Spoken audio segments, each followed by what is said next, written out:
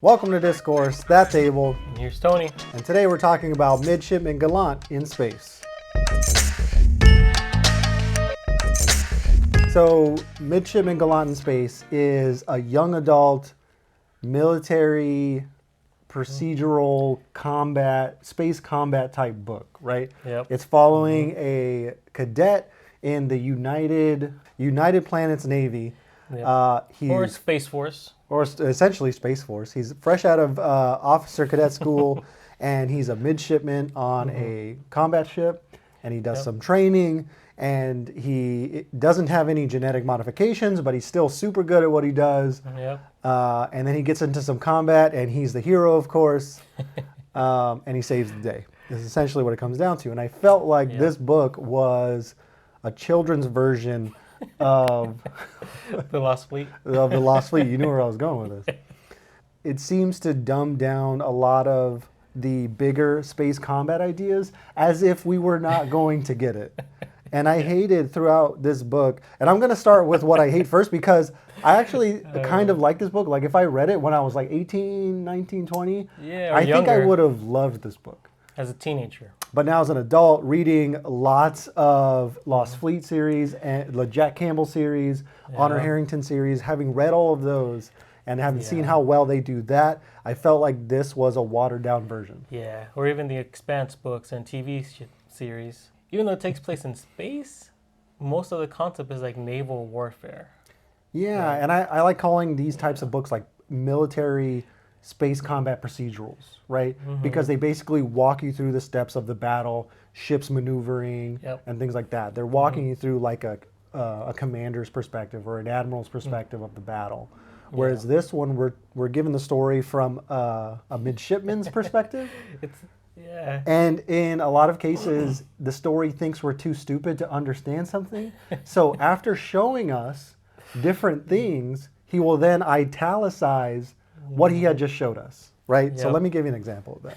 So on page 223 in the senatorial committee, we just go through this long Senate process where the Senate is asking him a bunch of questions about a battle he was in, and they're trying to understand his perspective. And then there's a lot of political maneuvering going on, some odd questions, and you start to see through the story that there's a larger political game being played. And I'm like, oh, that's so fascinating, right? But then we get to the very end of that, and in italics, he says, I'm a pawn in a larger game against the military. No shit! And this is an example of italics throughout this entire book. Like, it treats us like we're kindergartners. Or just common sense stuff. Like there's a meeting between the captains before the battle. And he's like, oh, wow, they have different opinions. It's like another no shit. Yeah, in italics, right? They have, these command captains have differing opinions. You just showed me that. Why tell me? Yeah. But ultimately, like the decision falls on the commander, Captain, what was it? I was going to say Captain Kirk. I forget his name because he doesn't seem that important. The whole story revolves around Gallant. Captain Kenneth Kane. There you go. That's a good military name. Yeah. See, but even the captain himself, I don't know about you, Tony, but he's in charge of not just the battle cruiser Repulse, but also the entire Jupiter fleet, right? Yeah. They're supposed to hold back the aliens. But he gets Midshipman Gallant on his battle cruiser, and it's like his main job is to watch him. Yeah. Like, I'm watching you. You're the natural, because he doesn't have genetic enhancements, so I guess we got to explain that. So essentially it boils down to other characters, other officers being genetically enhanced, and Gallant is not, but he can still control a space fighter with his mind without genetic modifications, right? Because apparently you hook up your mind to the spaceship and it's all very complicated. You need a super cool brain to do it, and Gallant can do it without genetics. Yep. Or genetic you control it with like your thoughts. Yeah. Right. And then you could see enhancements in the battlefield. Like he could see miles away or distinguish between different ships. So what is Somehow. it? Admiral Kane or something like that, right? Captain Kane is very interested in him because of that, and he keeps an eye on him. But you're right, he's in charge of a gigantic fleet with, I'm sure, thousands of people in it, hundreds of ships, and he's focused on this one midshipman. Yep. During his training, even during the middle of battle, Yeah. It's like, He's keeping an eye on. I'm like, sir, maybe you should be looking at the larger picture with a bunch of the spaceships, not this midshipman's attack ship. Yeah, and then Gallant tells him, "Sir, I think we should do this. Good idea, Gallant. Why didn't I think of that?" Because you're an idiot. Yeah. Or he says, a lot of times he says, like, Gallant, you keep surprising me. Yeah. You know, it's like, dude, you got a job to do. Don't just keep watching this Yeah, guy. it was a balance because, you know, sometimes in my military career, generals showed up out of the blue and they would shake your hand and say, you did a great job. I think you did a great job. And they'll give you some kind of ribbon or medal and they'll walk away. And in that moment, when I was younger and dumber, I was like, wow, this general really cared about me. But really, that general just read a report that somebody had written and was like, okay, this guy deserves a ribbon. Even if he did that, he probably didn't even do that. He probably showed up and some like captain was like, yeah, give that dude a ribbon. And the general was like, you did a good job. Yeah. So I feel like higher ranking people don't really pay attention to the very, very low ranking. I like the story in general. Yeah, okay, we're tearing it apart. We're tearing it apart. But in general, we do like the story. But that part is just frustrating how they depended a lot on this guy, Midshipman, which is like a second lieutenant or just like a brand new, straight out of Space Academy. I don't really know the naval ranks, but the way I understood it was that he was the very lowest officer on the ship. First year, first time overseas, over space, whatever. Yeah. First combat mission. Yeah. But somehow he had all sorts of experience. He was cool under pressure. He was calm, cool, and collected. Yeah. I don't know. I guess another thing that I didn't like is there was these aliens that were from the outer planets, they called them, I think Saturn, like the rings of Saturn, and the satellites, like the moons. And there's moons out there. One of them is called Titan. So the aliens are called Titans. Yeah. And those are the bad guys. Those are the guys that are fighting. There's a bunch of aliens called Titans, and they don't speak to humanity. So there's unknown aliens that we're killing. Yep. All they know is that they're there. So they set up this force in Jupiter fleet, to defend against them if they cross the border, you know, kind of like the Romans against the Gauls or whatever. Yeah. He goes in there to take out a unit or whatever could be of value because they don't know much of their technology. But from that quick interaction, in and out, in the middle of battle, and they're running away, when they interrogate him in Mars, apparently he found out their culture, the way they act, the way they communicate with each other, and their technology. Yeah. Like, what? You're right. He goes in there, he steals one piece of technology, and all of a sudden he's an expert. He killed a few of them in battle, and now he's an expert. You're telling me there's xenobiologists on Earth working as a team for a couple of years, and they know nothing about these aliens? You're telling me people that have dedicated their entire lives to understand aliens know less than a guy that killed like a dozen of them? Yep, in the middle of battle. I'm sorry, it's just not.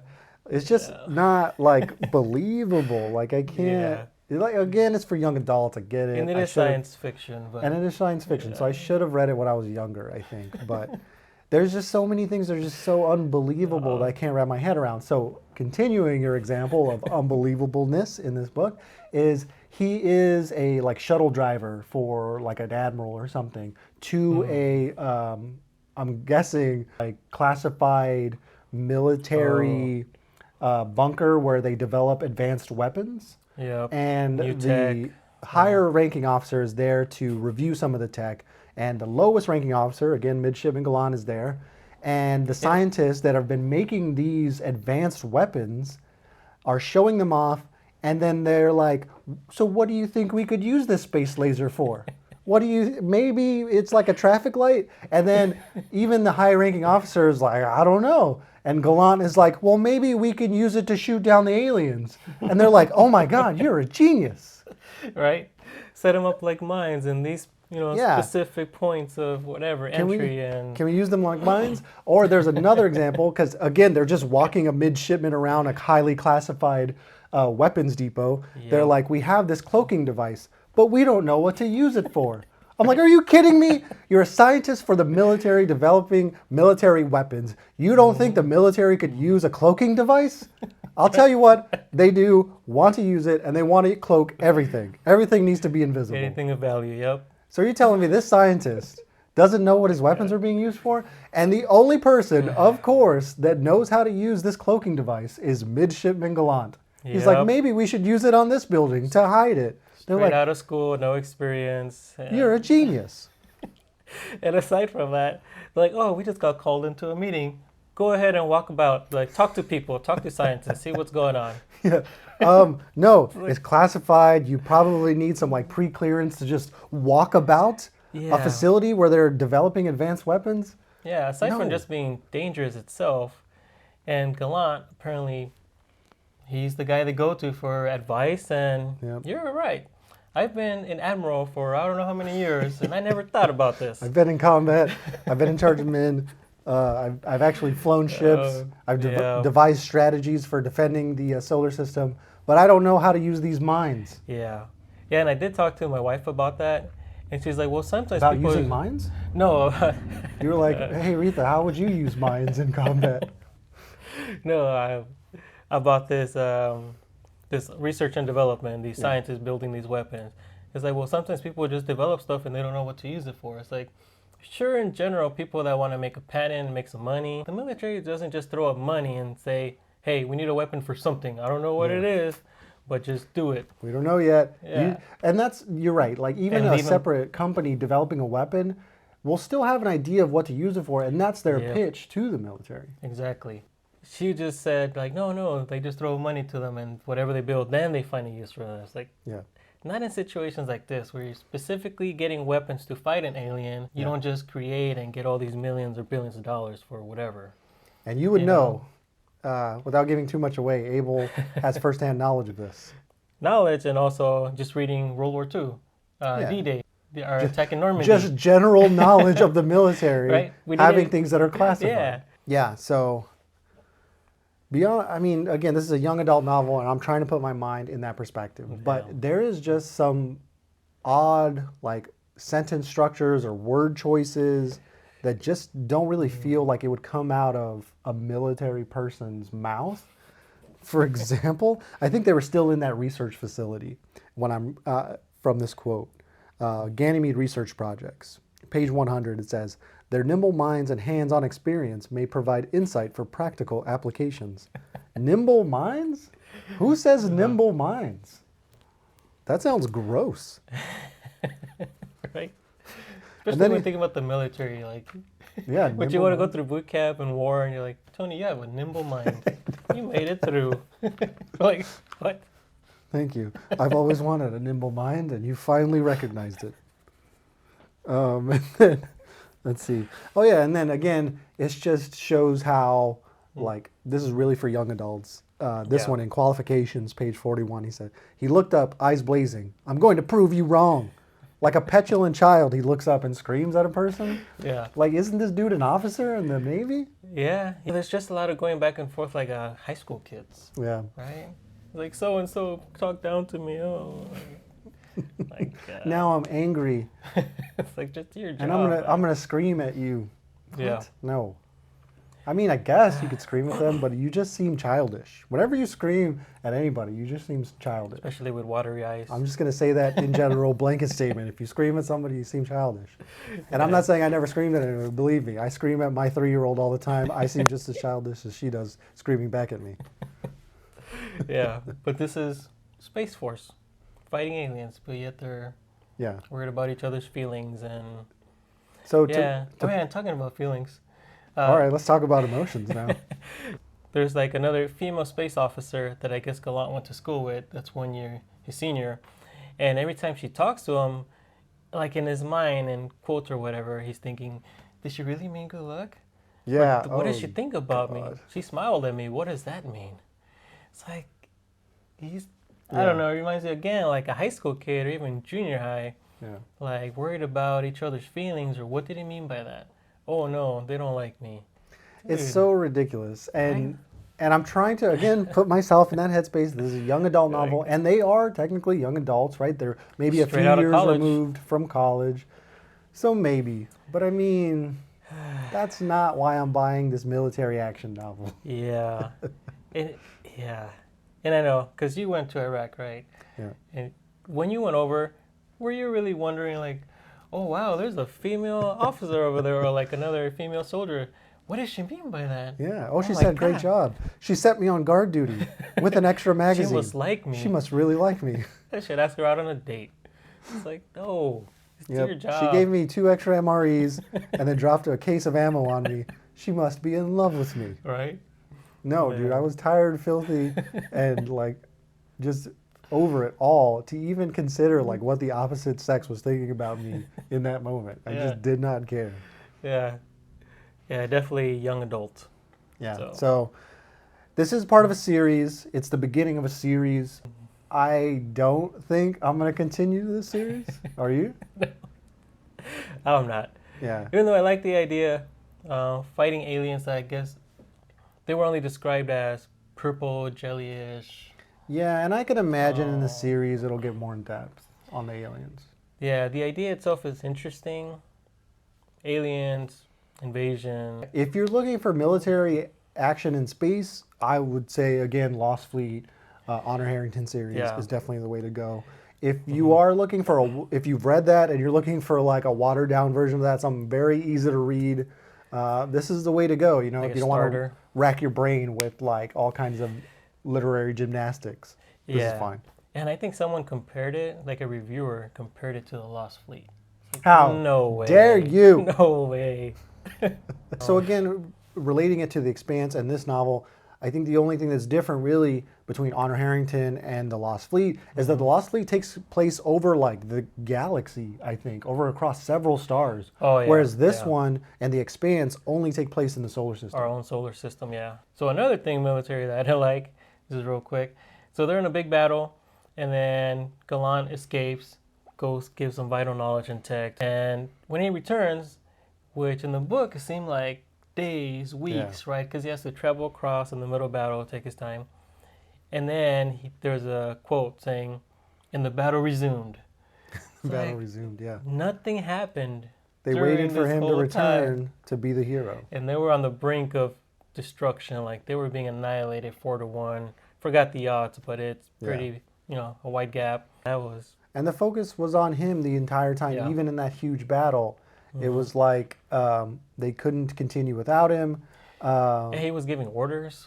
Yeah, and he just started giving orders to his whole, like even his little unit of people where he obviously wasn't the leader. He just started giving commands and everyone was like, cool. It needed to make more sense. Yeah. Just to make more sense. And being the future and having, there's a lot of AI. They use AI for a lot. Yeah. But apparently the ships can communicate with each other to see who each is firing at. Yeah. Right? He's like, hey, Unit 12, you're firing on the same alien as Unit 5. Attack this guy instead. It's like... Yeah. So again, Gallant doesn't have genetic modifications and he can keep up with people. That's fine. But other people have genetic modifications, so they can do that. You're telling me that they can only focus on shooting one dude. They can't look at their map and be like, oh, somebody else is shooting at the same dude. You're telling me you can't do that? Or there's another alien attacking me from my flank or over there. I should really watch out for them. It's like, no.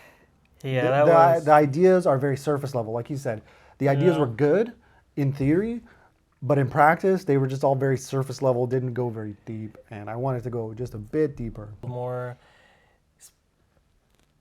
made for space. Yeah. Because he's still talking about like crossing the T. That I kind of like because that's what they do in the Navy. Crossing the T of the enemy. It's like if they come at you at a line and you come at the top, you cross their T. So all your units could attack, their forces. Where them, they could only one could attack. It's like one or two guns. Yeah, because otherwise they'll shoot each other. Yeah. But this is space. Yeah, you can maneuver up, down, side. Yeah. They could have their units separate, so they could attack you, at angles. Also, in space, you're not held to the. I'm not a physicist, so I apologize. But you're not hold to the that momentum, right? So let's say you're a ship going this way. That's true. You can simply turn like that and still go that way. You know what I mean? Yeah.